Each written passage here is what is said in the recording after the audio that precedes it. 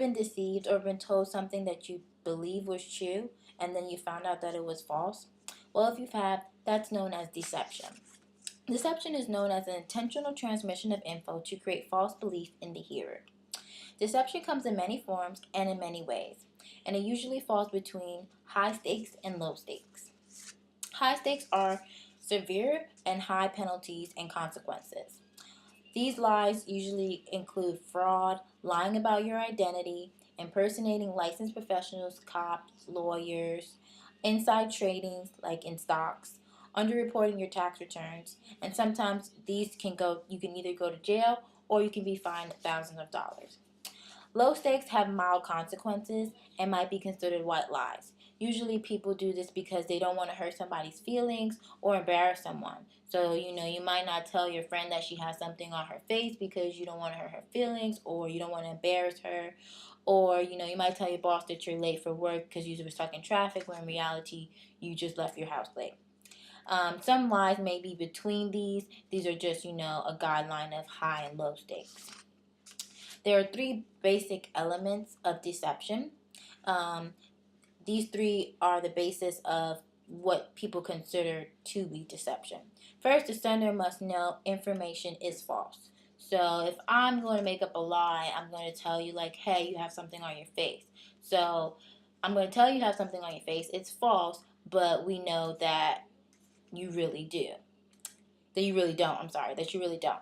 Also, the sender must be transmitting the info on purpose. So I must be deliberately saying that you have nothing on your face because I'm just being mean maybe that day, but you really do. But I don't want you to because I want you to walk around with something on your face. So that has to be my purpose for telling you that. And third, the sender must believe that it is true. So I have to make you believe that you have nothing on your face and that you're perfectly fine. There's nothing wrong with you. If none of these are shown, then it's not qualified to actually be deception. But these are the three main elements that have it for it. Deception has been around for a long time, and we all know someone who has deceived us. Whether it's like your parents telling you a little white lie, friends, you might be in a relationship, somebody has told you a lie. The first study was done in 1987 with police officers, and the police officers were tested to see if they could identify eyewitnesses that were lying. The studies that were shown, it didn't really go that well. The police officers couldn't really tell if, who was lying or not. It was basically the same as doing a chance test. It also states that research shows that people act upon a self-serving theory when they're lying. So when you're lying, people usually think about themselves. They don't think about anybody else. They just think about the consequence that might happen if they are, get caught. People are more likely to lie if they have certain time restraints. So if people have a certain time limit or something, they're most likely to lie than people who do not have a certain time restraint. Also, research shows that people who are lying, they avoid statements, they usually distance themselves from others, and they avoid taking responsibility, and they have an anxious feeling to them. So you can usually use those signs to tell if people are lying.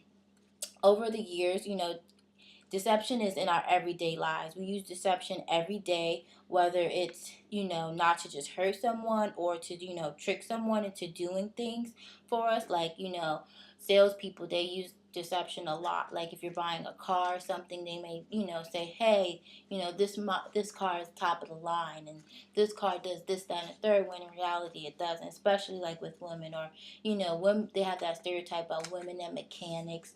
Women go to get their car fixed, the mechanic may tell them a whole bunch of other stuff just because, they know women might not know about cars. So, they'll tell them, oh, this needs to be fixed. In reality, it really does need to be fixed. Also, you may also deceive someone in a good way. Like if you're throwing a surprise birthday party, you may be like, oh, we're just going to a restaurant, we're going to do this and stuff like that. And, trick them into thinking one thing and then it actually turns out to be good and they're surprised and then, they're all happy and stuff like that.